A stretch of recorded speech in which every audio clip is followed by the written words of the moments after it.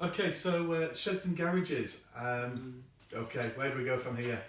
Well, they tend to be somewhat neglected because they're not actually a main part of your home. Yes, we might have an integral garage, one that actually is connected to the home by an internal door, but the security on a shed or a garage is often not as high as the rest of the house. So they tend to get a little bit neglected. They get neglected both in terms of the general security but also their general status. So imagine the shed down the bottom of the garden doesn't get the TLC that it needs on a regular basis. It gets a little bit worn, gets a little bit run down, little bits fall off occasionally. And that's when we find that we tend to get those shed and garage breaks, where there's things have been kept in those areas and the security level is actually quite poor.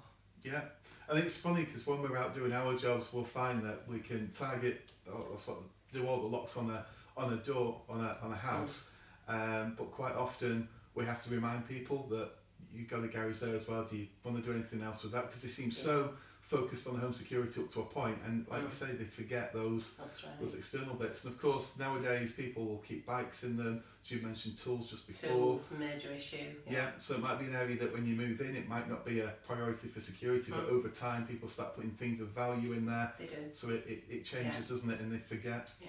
I mean, even just replacing something like, your standard lawnmower and a few garden tools, you can easily crank up a few £100 to replace those items. And so really we should be giving them that little bit of care and that extra security in terms of the shed and the garage security items that are available.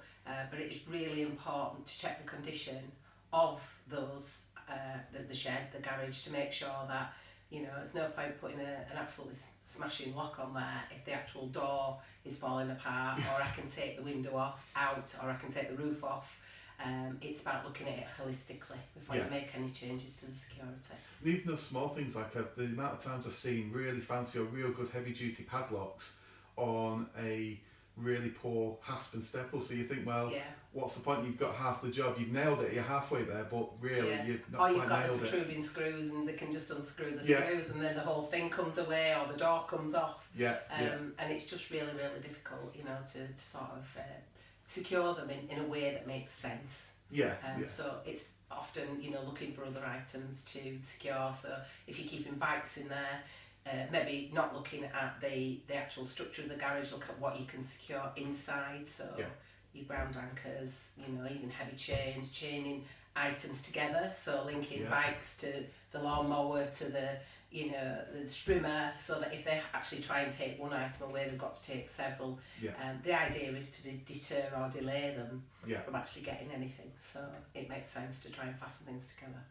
Great.